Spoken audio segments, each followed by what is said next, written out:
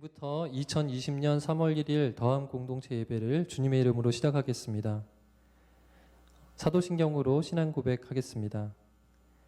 나는 전능하신 아버지 하나님 천지의 창조주를 믿습니다.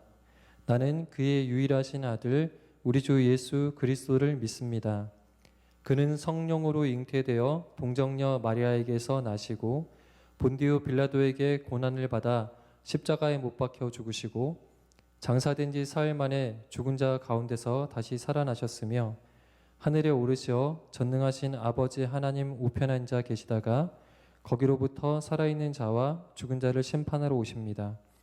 나는 성령을 믿으며 거룩한 공교회와 성도의 교제와 죄를 용서받는 것과 몸의 부활과 영생을 믿습니다. 아멘.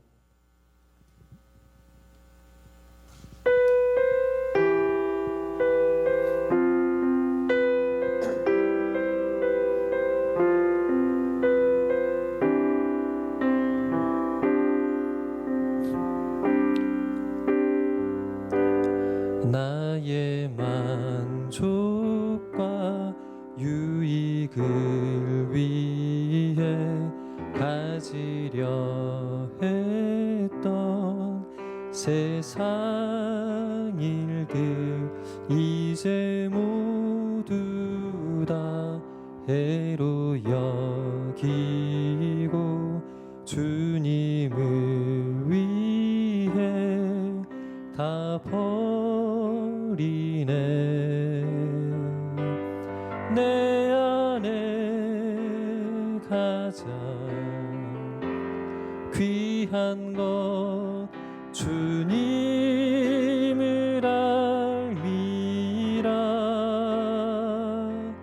모든 것 되시며 의와 기쁨 되신 주 사랑합니다.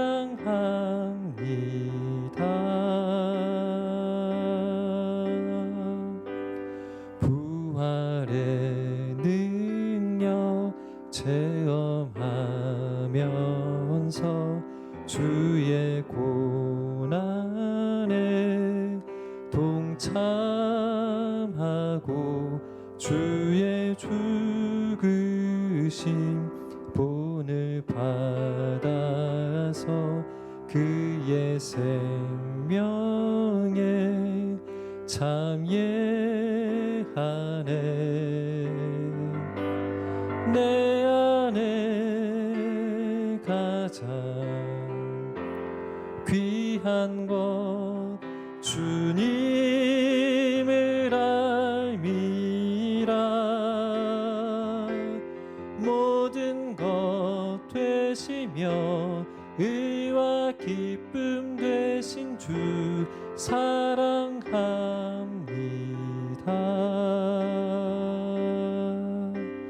나의 주.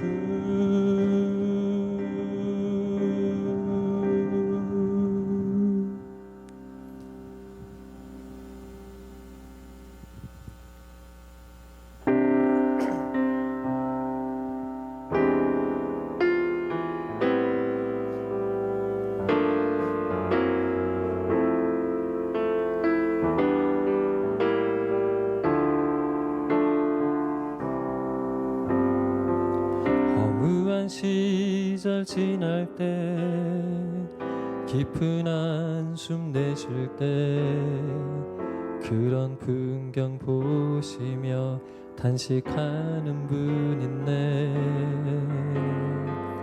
고와 같이 너희를 버려두지 않으리. 내가 너희와 영원히 함께하리라. 허무한 시절 지날 때 깊은 한숨 내쉴 때 그런 풍경 보시며 단식하는 분 있네. 고와 같이 너희를 버려두지 않으리. 내가 너희와 영원히 함께하리라. 성령 오셨네. 성령이 오셨네. 내 주에 보내신 성령이 오셨네. 우리 인생 가운데 친히 찾아오셔서 그 나라 꿈꾸게 하시네. 억눌린 자 갇힌 자 자유함이 없는 자 피난처가 되시는 성령님 계시네. 주의 영이 계신 곳에 잠자유가 있다네. 진리의 영이신 성령이 오셨네. 성령이 오셨네. 성령이 오셨네. 내 주에 보내신 성령이 오셨네. 우리 인생 가운데 친히 찾아오셔서 그 나라 꿈꾸게 하시네. 성령이 오셨네. 성령이 오셨네. 내 주에 보내신 성령이 오셨네. 우리 인생 가운데 친히 찾아오셔서 그 나라 꿈꾸게 하시네.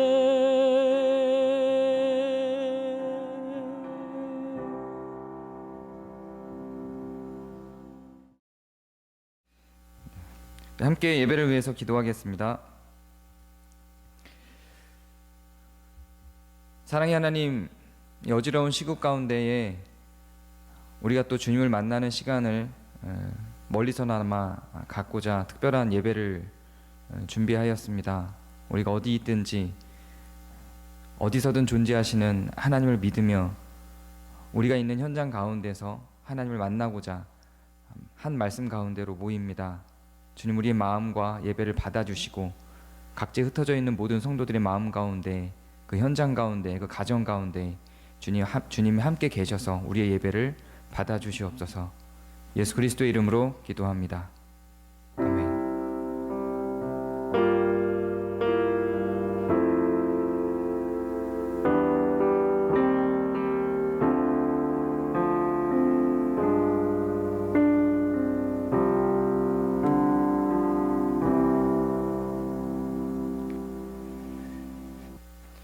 네, 광고 말씀드리겠습니다. 미리 광고가 나간 대로 운영위에서 코로나19와 관련해서 3월 1일 예배도 각 가정에서 드리는 것으로 정했습니다.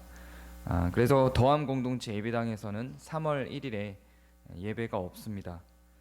그리고 주보하고 예배 동영상은 주일 오전까지 카페와 유튜브에 업로드를 합니다. 지금 이제 함께 참여하시는 분들은 업로드된 영상을 함께 보고 계신 줄로 압니다.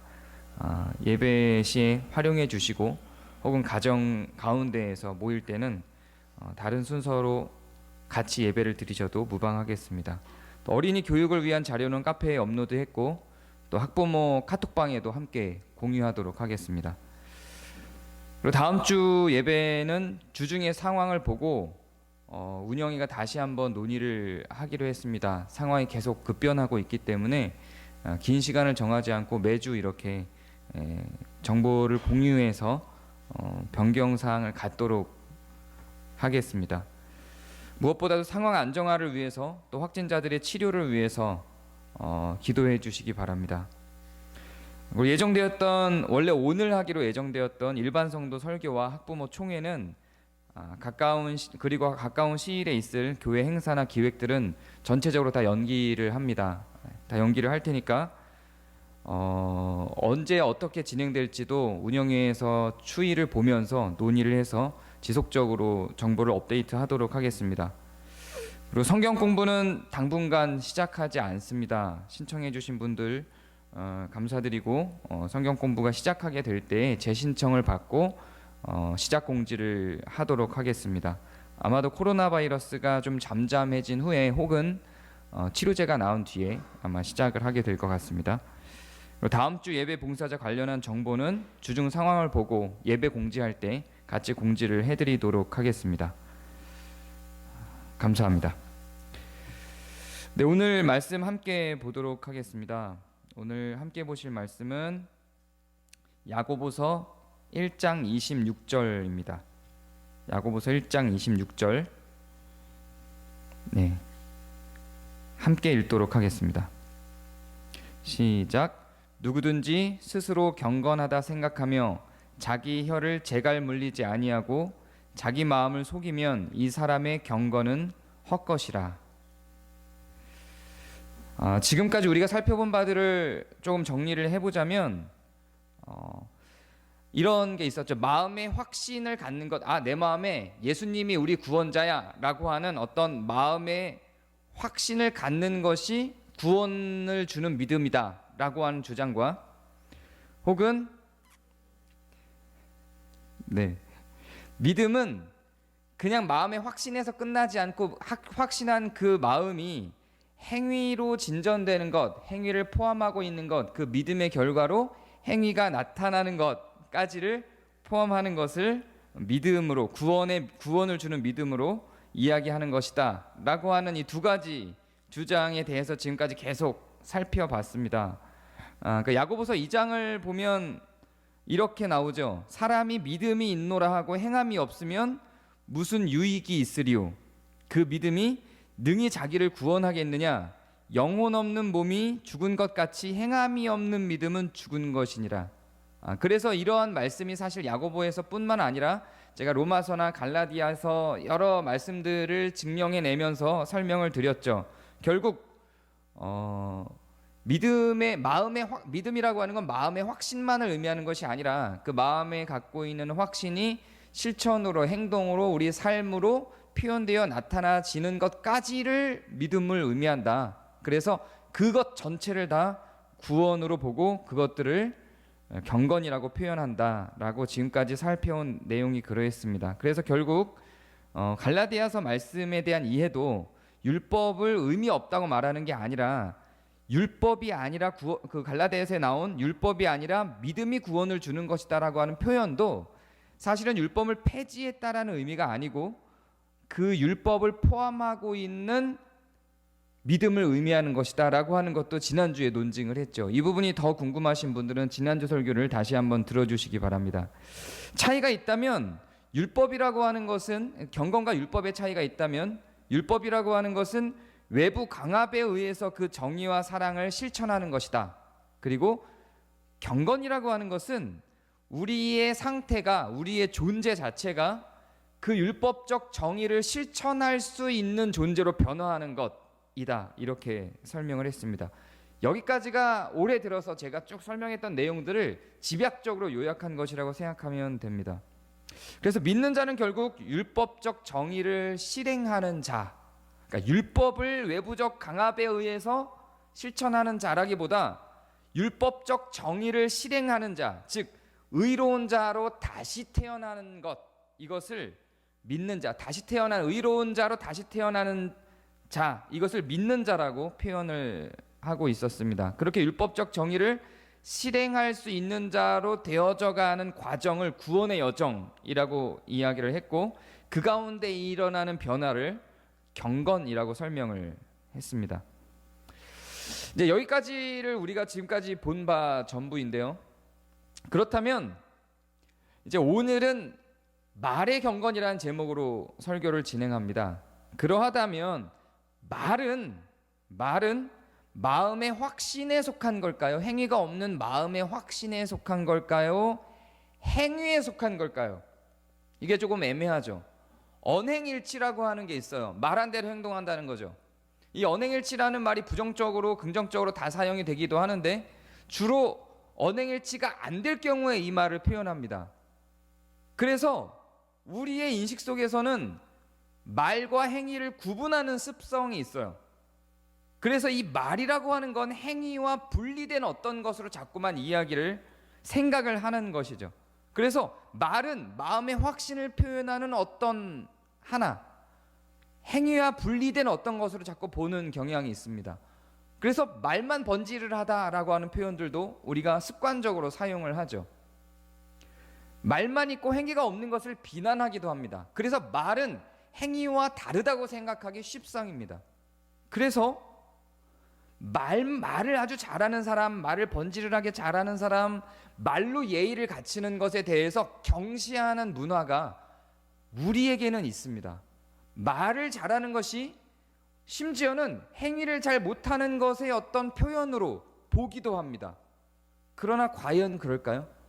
이렇게 이야기를 하는 사람도 있습니다. 말로 사람들에게 상처를 주고 말로 공격을 하고 말로 무례하게 했지만 내 삶은 그렇지 않아. 내 행위는 그렇지 않아. 실상 나는 내가 말로 표현한 것처럼 그렇게 무례한 사람은 아니야. 내가 말로 표현한 것처럼 그렇게 투박한 사람은 아니야. 그렇게 악한 사람은 아니야. 이렇게 생각하는 사람들도 있죠. 그래서 말로 표현해놓고 말로 악한 것을 표현해놓고 내 본질은 그렇지 않아 라고 변명을 하기도 합니다. 그러나 성경은 그렇게 이야기하지 않습니다. 사실 성경은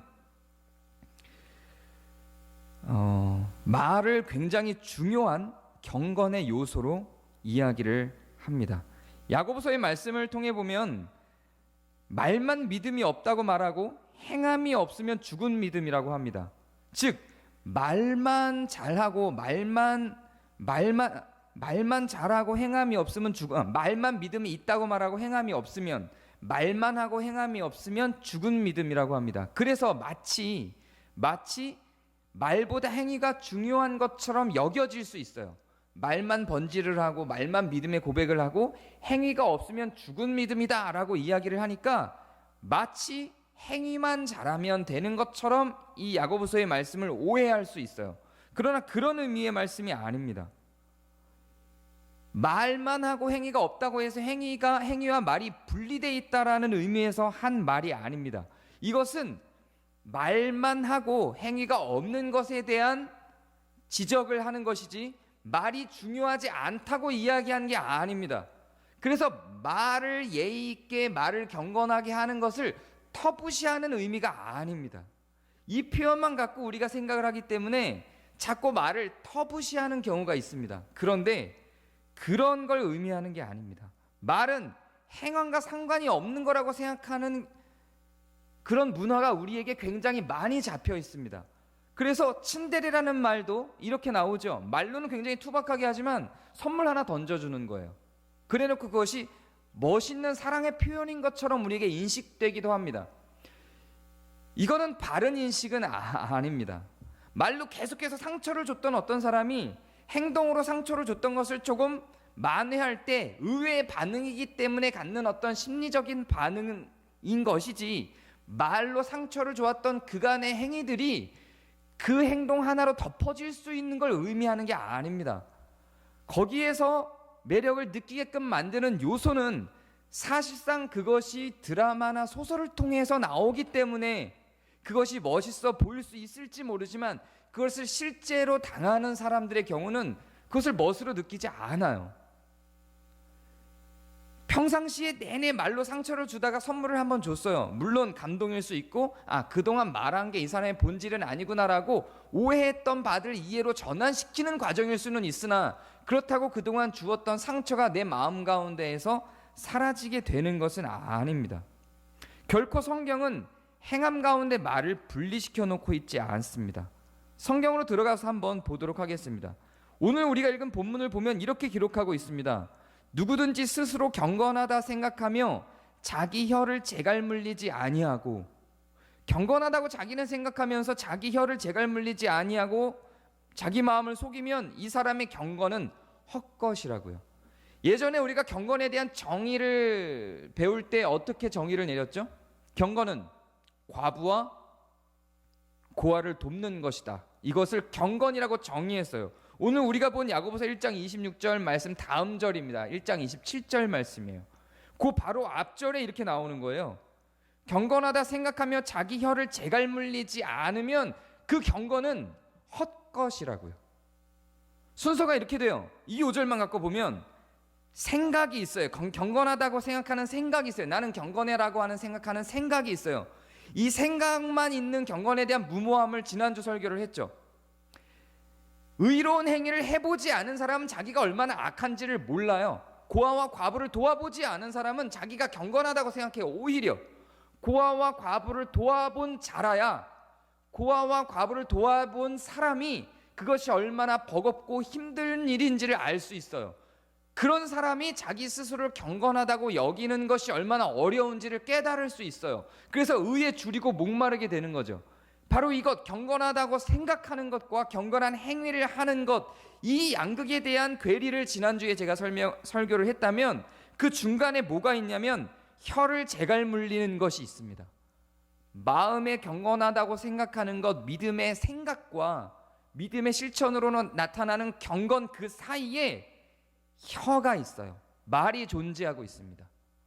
생각은 말로, 말은 실천으로, 사실은 이게 연결고리를 분명히 갖고 있습니다. 성경은 이 연결고리를 놓치지 않고 계속 증명해 내가고 있습니다. 시편 52편 4절을 보면 이렇게 기록합니다. 간사한 혀여, 너는 남을 해치는 모든 말을 좋아하는도다. 시편 64편 3절에는 그들이 칼같이 자기 혀를 연마하며 화살같이 독한 말로 겨눈다. 시편 78편 36절을 보면 그들이 입으로 그에게 아첨하며 자기 혀로 그에게 거짓을 말한다. 이렇게 이야기를 합니다. 혀가 갖고 있는, 말이 갖고 있는 악한 행위들에 대해서 기록을 하고 있습니다. 지금 제가 대표적인 세 부류에 대한 것들만 이렇게 뽑아서 읽어드렸습니다. 남을 해치며 독한 말로 상대를 겨냥하여 상처를 주며 아첨하며 거짓말하는 것, 대표적인 것들만 나왔지만 이 세 가지 부류로 나눠져 있는 성경에 굉장히 많은 요절들이 있어요. 허다하게 많아요. 말에 대해서, 혀의 악함에 대해서 경고하고 있는 말들이 허다하게 많습니다. 혀는 이렇게 악하게 사람들을 상처 입게 만들고 관계를 깨게 만들죠. 고통스럽게 만들어요. 얼마든지 많은 고통을 가져다 줍니다. 혀가. 이 혀는 직접적으로 1대1로 대면하는 것만을 의미하지는 않을 것입니다. 편지도 그러할 것이고요. 언론도 그러할 것입니다. 우리가 카톡이라든가 요즘엔 SNS에서 활용되는 여러 가지 방편들도 마찬가지일 것입니다. 거기에선 자세한 설명과 어떤 마음의 의도를 담고 서로 화해할 수 있는 여지까지 끊어내기도 하죠. 그냥 어떤 상처든지 줄 수 있는 말들을 거기에 아무런 그 이후에 벌어질 죄악된 결과물에 대해서 생각하지 않고 쏟아붓죠. 말을 조심하지 아니하고 상처를 주는 것은 사실은 직접 찌른 것도 아니고 폭행을 가한 것도 아니기 때문에 아무렇지도 않게 해낼 수 있습니다. 그래서 그것이 어떤 결과, 어떤 죄의 결과들을 만들어내는지에 대해서 전혀 생각하지 않고 그냥 질러댈 수 있죠. 그것이 말이, 혀가 그리 갖고 있는 힘입니다. 악한 힘이죠. 반대로 성경은 그 혀와 말에 대해서 긍정적인 표현들도 하고 있습니다. 시편 126편 2절을 보면 그때 우리 입에는 웃음이 가득하고 우리 혀에는 찬양이 찼었도다. 그때 문나라 가운데에서 말하기를 여호와께서 그들을 위하여 큰 일을 행하셨다 하였도다. 이렇게 기록을 합니다. 잠언 31편 26절을 보면 입을 열어 지혜를 베풀며 그의 혀로 인애의 법을 말한다. 이렇게 기록합니다. 마찬가지로 혀가 갖고 있는, 말이 갖고 있는 긍정적인 행동들도 매우 많습니다. 직접적인 하나님과의 신앙적인 긍정적 행동에 있어서는 하나님을 찬양하고 하나님의 큰 일에 대해서 설명을 할 수 있는 긍정적인 효과들도 있죠. 결국은 설교도 말로 이루어지죠. 하나님의 복음을 전하는 것도 다 말로 행하여지고요. 기도와 찬양도 전부 다 사실상 말로 이루어지죠. 입을 열어 지혜를 베풀며 그의 혀로 인해의 법을 말한다고 한 이런 표현들도 사실은 우리가 지혜를 나누고 그 지혜를 실천하고 실행하며 그 지혜를 확장시키는 것들도 전부 말로 이루어집니다. 사람을 치료하고 사람을 위로하고 사랑하는 것도 사실은 다 말로 이루어지죠. 말이 갖고 있는 이 두 측면 가운데 어떤 행위로 우리의 말을 사용하는지, 어떤 방향으로 우리의 말을 사용하는지 곰곰이 생각해 볼 필요가 있습니다. 놀랍게도요, 말을 악하게 계속 지속적으로 하는 사람이 행위가 선하게 나오는 경우는 찾아보기 어렵습니다. 생각은 말로 표현될 수밖에 없고요, 그 말은 자연스럽게 행위로 전환됩니다. 그 말과 행위가 어긋나 있을 때는, 말은 악하게 하면서 행위는 선하게 하려면 내 안에서 굉장히 큰 괴리를 느껴요. 그렇게 되면 마음 가운데 이 두 작용의 어긋남으로 인해서 마음 가운데에서도 괴리를 갖고 옵니다. 그러한 사람이 마음 가운데 부정적인 생각들과 불편한 가운데 살아갈 수밖에 없어요. 생각과 말과 행동들이 일치할 때 내 마음이 편해요. 그것이 완전히 악하게 흘러가든 완전히 선하게 흘러가든과 상관없이 그러해요. 사람의 마음의 작동 원리가 그러하다는 이야기입니다. 그런데 말과 행위가 다를 때 사람들이 갖게 되는 스스로에 대한 불편함이 있어요. 스스로의 말과 행위가 일치하지 않을 때 갖게 되는 스스로에 대한 고통이 있어요. 그렇기 때문에 말은 악하게 하고 행위는 선하게 하는 것이 쉽지 않아요. 반대로 말은 선하게 하고 행위는 악하게 하는 것도 어렵습니다. 그 어려운 걸 많은 사람들이 해내고 있죠. 그 어려운 걸 많은 사람들이 잘 해내고 평생 그렇게 살아가는 사람들도 있습니다. 시편 73편을 보면 그러한 사람들을 향해서 하는 말이 있죠. 그들은 이미 하나님이 주시는 마음을 안정할 수 있는, 하나님 앞에 섰을 때에 우리의 마음을 복되게 할 수 있는 복 가운데서 멀어져 있습니다. 그들 가운데에서는 불편한 채로 살아가는, 복에서 멀어져 있는 삶을 살아가고 있는 거예요. 그들을 보면서 고통받을 필요가 없어요. 그들을 보면서 내 삶과 비교하여 아파할 필요가 없어요. 말은 번지르르하게 하면서 삶은 악하게 살아가는 사람들에 대하여 어떻게 저럴 수 있지? 어떻게 저렇게 언행일치가 안 될 수 있지? 나는 내 삶은 저들보다 의로운데 내 삶은 왜 이렇지라고 사기치는 자들에 대하여, 말로 범죄하는 자들에 대하여 시기하거나 질투할 필요가 없어요. 그들의 그러한 말과 행위가 일치되지 않는 상황 속에서 진행되는 인생 전체가 사기인 자들을 향하여 부러워할 이유가 하등의 이유가 없어요. 그들은 그 삶 자체가 거짓되며 그 거짓 가운데에서 불일치된 자신들의 삶 때문에 이미 그들의 삶은 복된 삶은 아닌 것입니다. 성경은 이런 부분에 대해서 이 양쪽 측면을 다 설명하고 있기도 합니다. 잠언 12편 18절을 보면 칼로 찌름같이 함부로 말하는 자가 있거니와 지혜로운 자의 혀는 양약과 같으니라, 이렇게 표현을 합니다. 성경이 사람을 분류하는데 이렇게 두 개로 분류를 했다는 거예요. 성경은 이런 표현법을 굉장히 많이 사용합니다. 한쪽 편의 사람을 어떻게 쓰냐면 칼로 찌름같이 함부로 말하는 자라고 이야기를 하고, 혀를 양약과 같이 지혜롭게 말하는 자로 표현을 합니다. 누군가를 찌르는 자와 말을 약처럼 쓰는 자라는 이야기입니다. 혀를, 즉 말을 칼로 찌르는 것처럼 사용하는 자와 말로 사람을 치료하는 약처럼 쓰는 자, 이 두 가지로 사람을 분류해냈습니다. 성경이 이분법적으로 분류하는 것들이 굉장히 많아요. 그래서 많은 오해를 갖고 오죠. 세상이 마치 이분법적으로 만들어져 있는 것처럼, 네 편과 내 편, 악한 것과 선한 것으로만 딱 분리한 것처럼 성경을 해석하게 만드는 오해의 여지들이 사실 성경에 있습니다. 그러나 성경은 그 목표치를 명료하게 만들기 위해서 그러합니다. 우리는 발걸음을 갖고 선택적으로 어딘가를 향하여 가게 되어 있습니다. 그래서 그 향할 지표를 설정해 주기 위함이지, 우리는 이 가운데 어디에 있을 것입니다. 칼로 찌르는 자와 같이 함부로 말할 때가 있고, 사람들을 위로하며 그 나의 말을 약처럼 사용할 때가 있겠죠. 대상마다 다를 수도 있어요. 내 가족들에게는 내 말을 약처럼 쓰지만 누군가에는 칼처럼 쓰기도 하죠. 그럴 때마다 우리는 우리의 정체성을 바라보게 될 거예요. 우리의 말은 말 자체, 즉 혀 자체, 우리의 언어 자체에 죄와 선을 다 담고 있어요. 이 안에 우리는 죄된 길로 가게 할지 선한 길로 가게 할지를 다 담고 있습니다. 이것은 행위와 같아요. 실천과 같아요.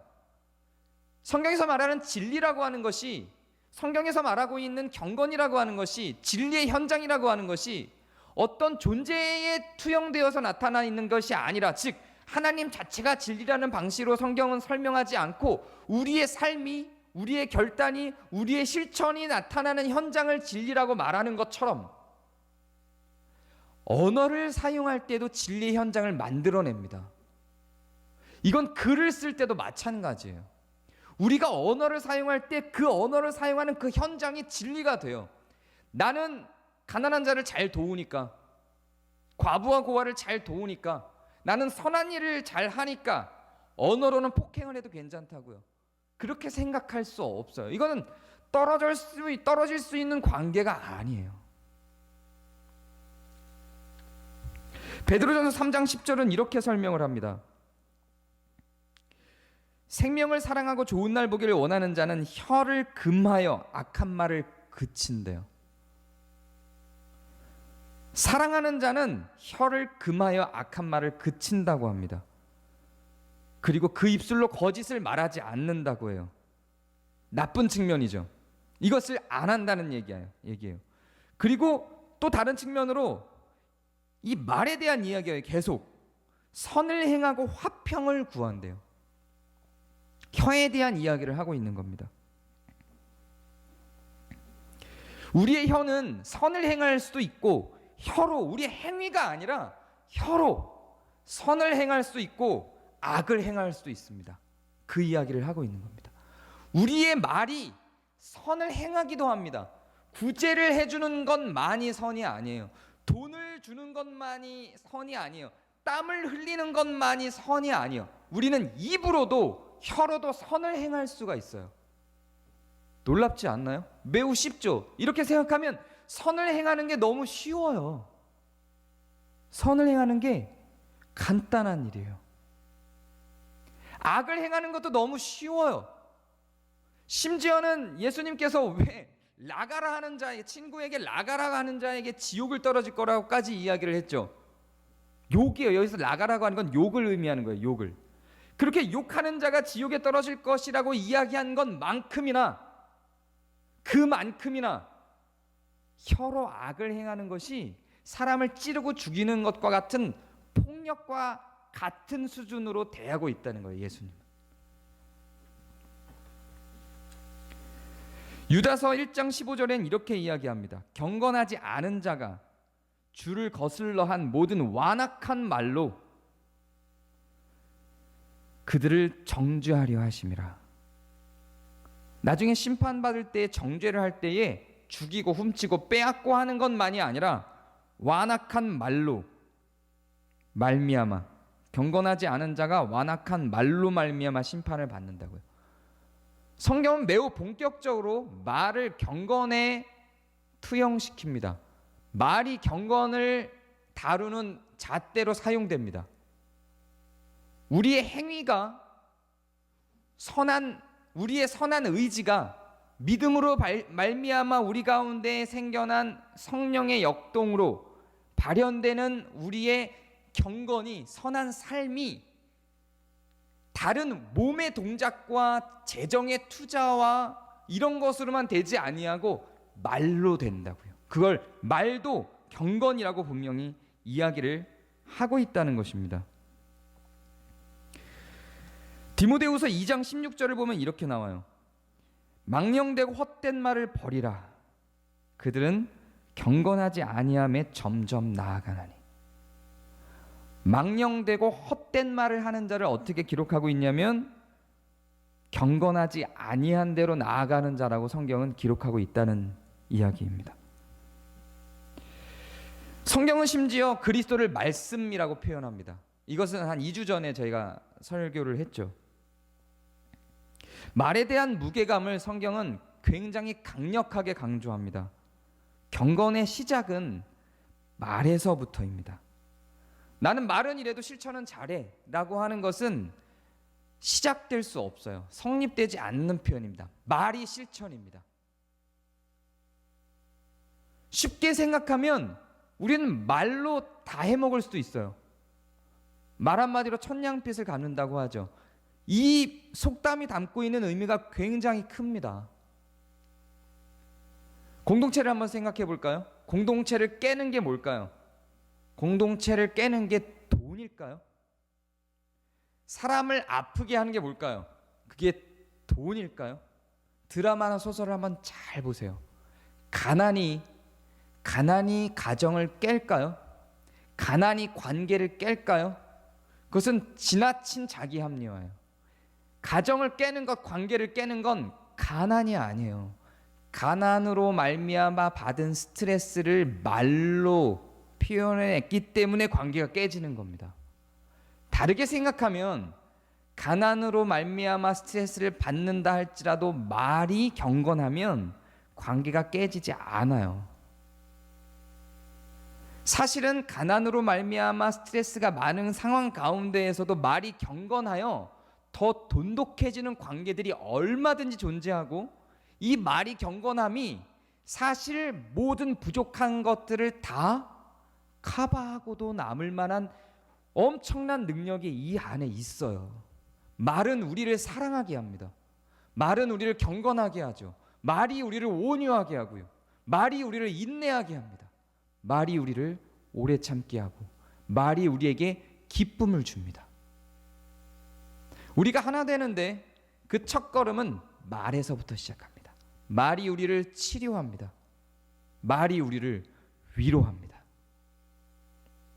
사랑의 언어라는 게 있죠. 어떤 사람은 말을 통해서 사랑을 받고, 어떤 사람은 선물을 통해서 사랑을 느낀다고 하죠. 네, 심리학적인 어떤 결정 드릴 테니까 이것을 아니라고 말하지 않아요. 저도 충분히 잘 이해하고 알고 있고 인정하지만, 아무리 다른 것들을 잘해도 말로 지속적으로 상처를 준다면 다른 사랑의 언어들이 성립될 수 없어요. 함께 있는 시간으로 사랑을 받는 것을 느끼는 사람이 있다고 사랑의 언어라고 하는 이론에서는 이야기를 하죠. 그런데 함께 있는 그 시간 동안 말로 계속 공격한다고 생각해 보세요. 그게 말이 안 돼요. 선물을 줄 때마다 주면서 계속해서 말로 공격한다고 생각해 보세요. 그 관계가 진지하게 사랑의 관계로 나아갈 수 없습니다.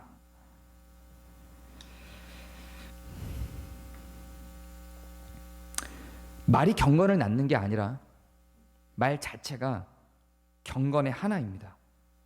말로는 무시하고 무례한데 행동은 그렇지 않다는 것은 설명될 수 없습니다. 그런 경건은 존재하지 않아요. 물질이 동등하게 분배되는데 말로는 무시한다고 한번 생각해 보세요. 사회주의가 생겼어요. 만약에 사회주의가 복지제도가 잘 만들어졌어요. 그렇게 한번 생각해 보죠. 복지제도가 잘 만들어져서 모든 사람들이 균등하게 일한 대로 노동력에 따라서 내가 땀 흘린 만큼 수확물을 가질 수 있는 사회가 진짜로 도래했다고 한번 가정해 보세요. 그렇게 됐다고 한번 가정해 보세요. 사장하고 나하고 월급이 비슷해요. 큰 차이가 나지 않는다고 가정해 보세요. 아니, 월급이 다르다 할지라도 복지제도가 잘 돼 있어서 사장 못지않게 내가 내 삶을 영위할 수 있어요. 월급은 적지만 병원을 쉽게, 약국을 쉽게, 내가 사고 싶은 것을, 내가 누리고 싶은 욕구들을 쉽게 접근해서 누릴 수 있어요. 그런 사회가 왔다고 한번 생각해 보세요.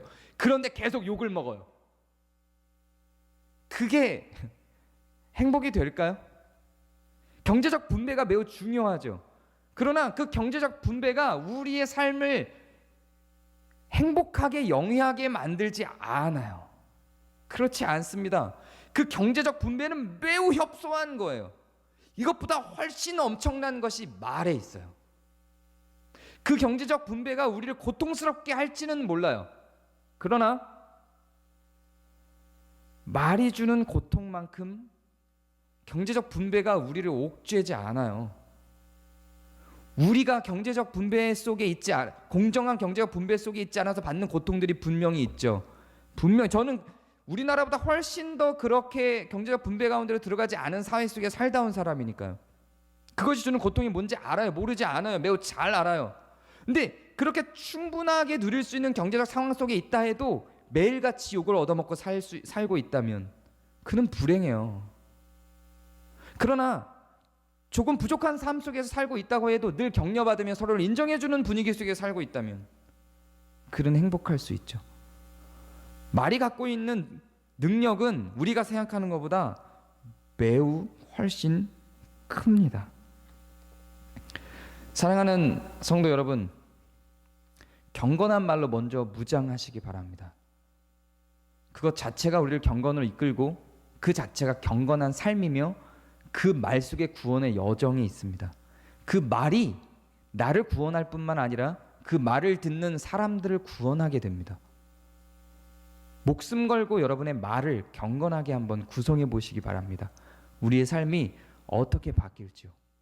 하나님께서 우리를 창조하실 때 언어를 왜 이렇게 중요하게 만들어 놨을까요? 언어가 없이 우리는 아무것도 할 수가 없어요. 아무것도 할 수가 없어요.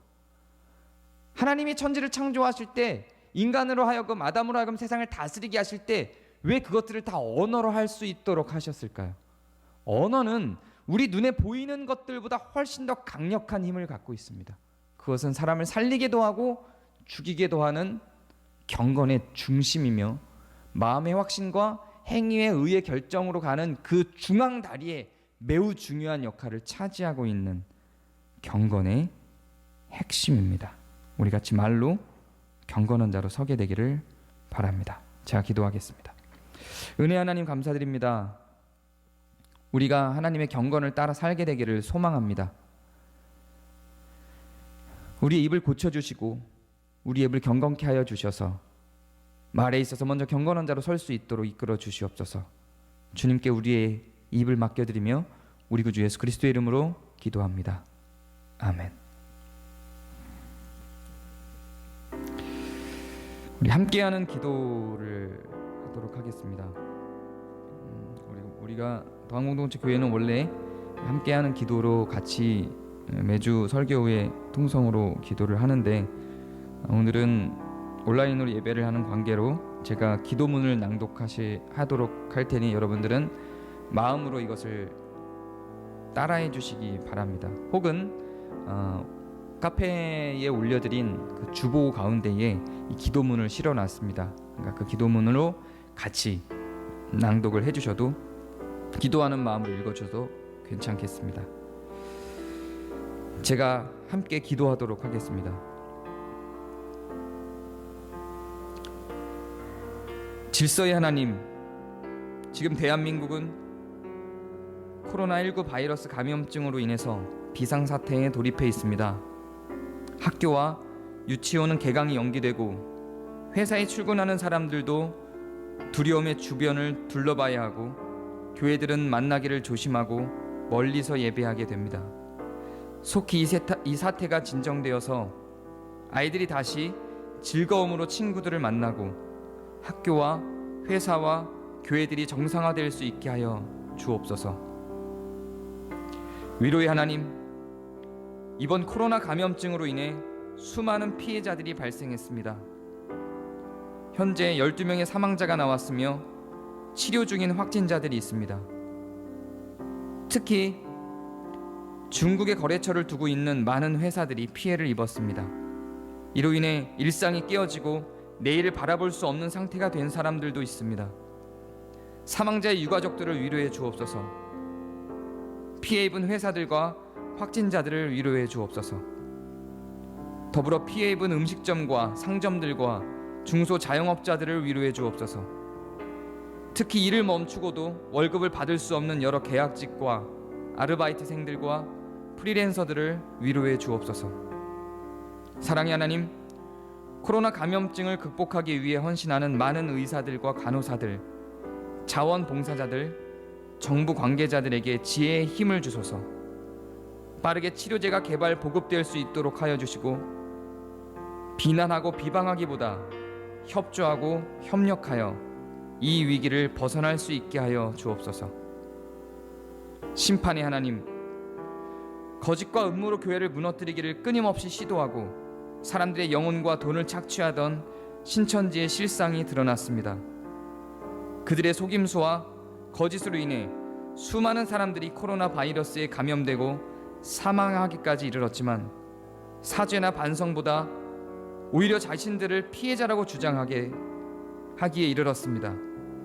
이러한 신천지가 해체되게 하시고 이로 인해 피해받은 많은 성도들이 제자리를 찾고 가정과 교회의 품으로 돌아올 수 있도록 하여 주옵소서.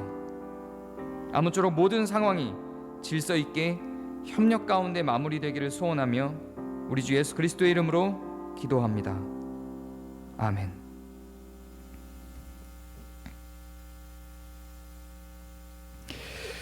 네, 우리 같이 봉헌을 위해 찬양하겠습니다. 봉헌 찬양, 성령이 오셨네 함께 찬양하시면서 봉헌하시겠습니다.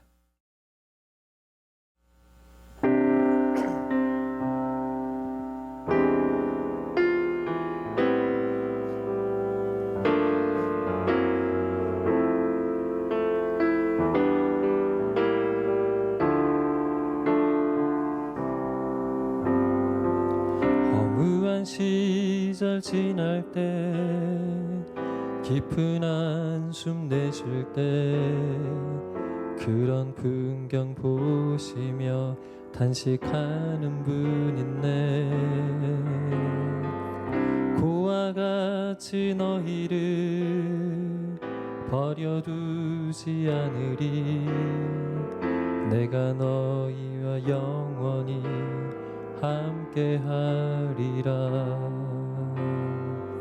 허무한 시절 지날 때 깊은 한숨 내쉴 때 그런 풍경 보시며 단식하는 분 있네.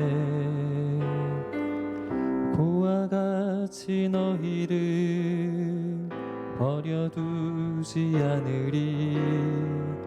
내가 너희와 영원히 함께하리라. 성령이 오셨네. 성령이 오셨네. 내 주에 보내신 성령이 오셨네. 우리 인생 가운데 친히 찾아오셔서 그 나라 꿈꾸게 하시네. 억눌린 자 갇힌 자 자유함이 없는 자 피난처가 되시는 성령님 계시네. 주의 영이 계신 곳에 잠자유가 있다네. 진리의 영이신 성령이 오셨네. 성령이 오셨네. 성령이 오셨네. 내 주에 보내신 성령이 오셨네. 우리 인생 가운데 친히 찾아오셔서 그 나라 꿈꾸게 하시네. 성령이 오셨네. 성령이 오셨네. 내 주에 보내신 성령이 오셨네. 우리 인생 가운데 친히 찾아오셔서 그 나라 꿈꾸게 하시네.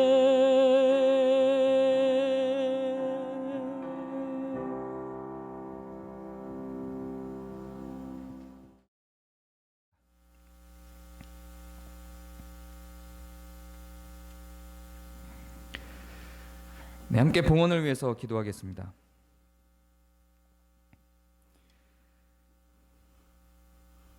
은혜 하나님, 우리가 하나님 앞에 봉헌을 드립니다. 하나님, 우리가 드린 이 헌금은 단지 작은 돈이라 할지라도 우리의 삶의 고백이며 우리의 믿음의 고백입니다. 이 고백을 받아주시고 우리의 삶을 책임지고 이끌어 주시옵소서. 더불어 이 헌금들이 더욱 경건한 자리에 사용될 수 있도록 이끌어 주옵소서. 예수 그리스도의 이름으로 기도합니다. 아멘.